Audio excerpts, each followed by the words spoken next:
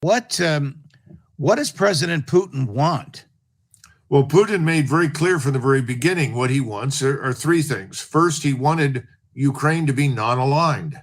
In other words, neutral, similar to Austria or Sweden, not part of the NATO alliance, because he said, we will not tolerate NATO forces, specifically U.S. forces and U.S. missiles, similar to the Pershing II that we had back in the 1980s, within essentially minutes of Moscow. We're not going to do that. That's unacceptable to us. That was what Burns was trying to tell people in his memo. So that's the first thing. Second, that the breakaway republics, which are fundamentally Russian, and in general, Russians living in eastern Ukraine, because the ones in the Donetsk and Luhansk are not the only Russians, they should not be subjected to Ukrainianization. They should not be forced to speak Ukrainian, write Ukrainian, and so forth. In other words, become what they're not, Ukrainians. There really are differences, by the way, that people in the West don't seem to appreciate. And he said, that's wrong. All we're asking is that you give them autonomy and you allow them to speak their own language and live as they would. I mean, for instance, in Austria, there is a community of Slovenes living on Austrian soil. Nobody ever talks about it. They write in Slovenian. They speak Slovenian. They're part of Austria.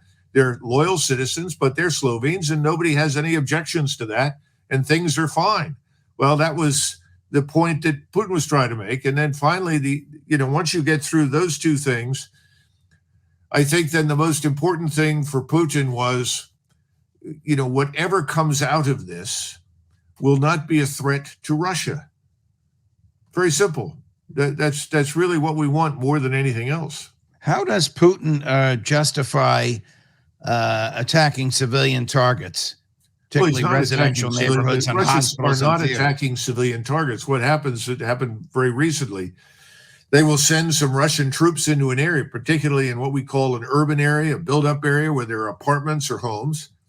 And if the Russians are fired upon and they identify where the fire came from, that then becomes a legitimate target.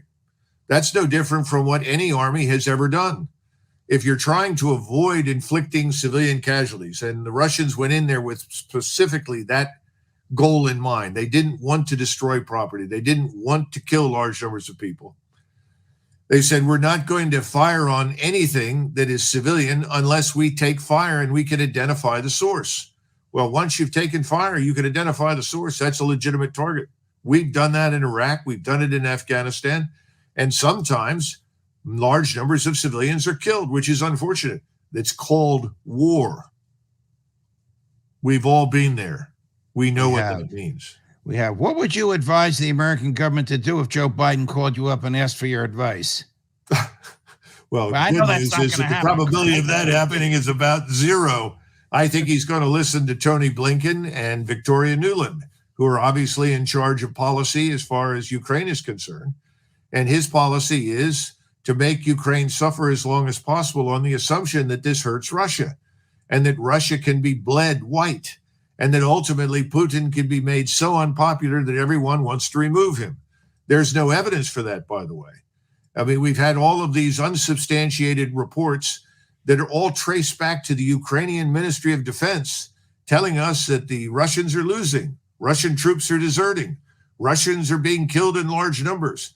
Everyone wants out. The Russian army is demoralized, and so forth and so on. There's no evidence for that. I haven't been able to find it.